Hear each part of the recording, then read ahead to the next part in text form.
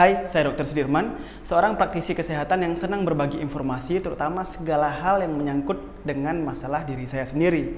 Seperti topik ketombe yang sudah saya alami 3 tahun lamanya. Saya sudah coba sangat banyak produk shampoo, produk kulit kepala, multivitamin, tapi tidak ada yang benar-benar bisa menyembuhkan atau mengatasi ketombe yang saya miliki. Tapi akhirnya saya menemukan masalah utama kenapa seseorang bisa mengalami ketombe. Sebelumnya kita perlu tahu dulu nih bahwa ketika seseorang mengatakan ketombe, maka dari segi medis ada 3 kemungkinan diagnosanya. Yang pertama adalah dry scalp, yang kedua dermatitis seborrheic, yang ketiga adalah psoriasis. Yang paling sering adalah dry scalp dan dermatitis seborrheic. Namun yang biasanya dimaksudkan oleh semua orang adalah dermatitis seborrheic. Masalah utama yang kita hadapi sekarang adalah kita dibuat percaya oleh iklan-iklan sampo dari perusahaan-perusahaan besar bahwa ketombe itu bisa dihilangkan menggunakan satu produk tertentu. Mereka tidak benar-benar memberitahu kita apa sebenarnya yang menyebabkan ketombe.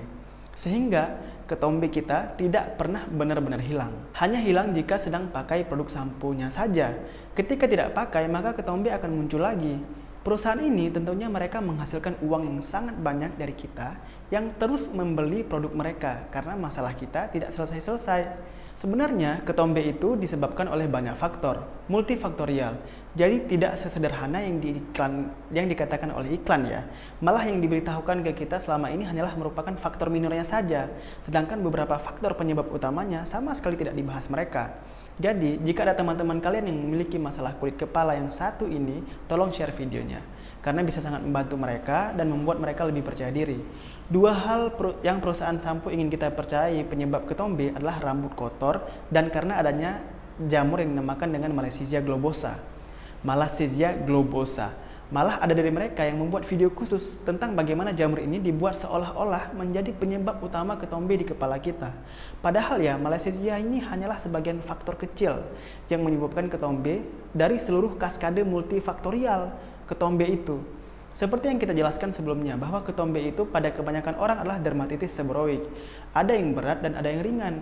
Nah, yang ringan inilah yang kita sebut sebagai ketombe biasa. Faktor utamanya adalah inflamasi kronis yang ada di kulit kepala kita yang menyebabkan meningkatnya produksi sel kulit kepala kita. Inflamasi kronik ini menyebabkan lemahnya respon imun tubuh kita terhadap Malassezia globosa dan bakteri lainnya yang masuk ke kepala kita. Nah, perhatikan kata kuncinya ya, inflamasi kronis, bukan bakteri atau jamurnya. Kalau inflamasinya tidak ada, maka tubuh kita akan merespon jamur dan bakteri dengan sangat baik. Ketombe tidak akan pernah muncul. Pernah mendengar dengan flora normal? Flora normal ini adalah flora yang hidup normal di tubuh manusia. Tubuh kita itu terdiri dari triliunan bakteri dan jamur yang hidup bebas di tubuh kita tanpa menyebabkan kita jatuh sakit.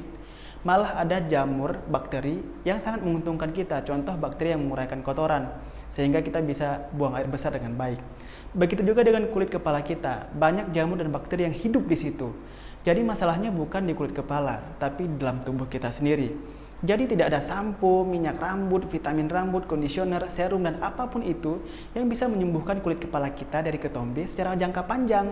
Memang nggak mungkin ada, mau itu sampo wangi, samponya yang baunya minta ampun, sampo murah, sampo mahal, yang kita pakai seumur hidup pun tetap akan balik lagi.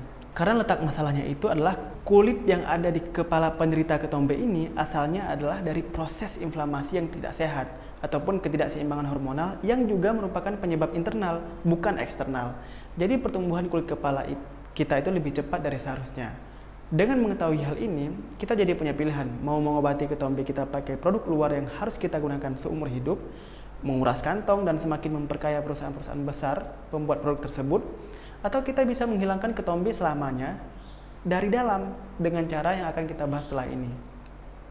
Teori kenapa Malassezia globosa bisa menyebabkan ketombe adalah jamur ini mencerna asam lemak di kulit kepala kita dan menghasilkan senyawa toksik namanya omega 9 dan omega 6. Nah, omega 6 dan omega 9 ini yang dihasilkan jamur ini sebenarnya hanya 1% dari total yang ada di kulit kepala kita. 90%-nya itu berasal dari faktor lain. Ya memang sampo membersihkan kepala kita dari kotoran-kotoran dan memberikan kesan bersih ya. Tapi setelah itu kan kulit kepala kita menghasilkan minyak lagi secara berlebihan karena inflamasi belum teratasi penyebabnya. Jadi asal omega 6 dan omega 9 yang paling besar adalah dari makanan yang kita makan, bukan dari Malassezia globosa. Contohnya adalah segala jenis minyak makan yang dijual di pasar. Semua itu tinggi akan omega 9 dan omega 6 yang menyebabkan inflamasi kronik dalam tubuh kita. Segala jenis oil, baik itu canola oil yang katanya sehat, soybean oil, sunflower oil, semua itu tinggi akan omega 6 dan omega 9 sehingga terjadi overproduksi di sel kulit kepala kita yang nantinya menjadi ketombe. Baik itu sel kulit mati atau yang sudah tidak aktif lagi. Nantinya sel ini bisa ditemukan berlengketan dengan sel yang lain, menghasilkan ketombe yang gepeng dan yang besar ya. Overproduksi sel berarti sel kita itu membelah lebih cepat dari seharusnya. Produksi sel normal biasanya diperantarai oleh hormon pertumbuhan.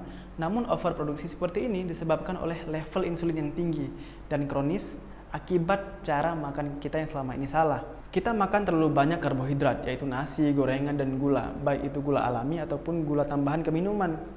Begitu juga dengan roti-rotian yang juga sangat tinggi akan karbohidrat, baik itu whole grain, gandum utuh yang katanya lezat dan bergizi, apalagi roti putih yang lembut dan sangat enak, yang kandungan seratnya sudah dibuang semua. Itu jauh lebih berbahaya. Yang mana semua itu akan mengakibatkan tingginya gula dalam darah secara jangka panjang yang menyebabkan tingginya insulin jangka panjang.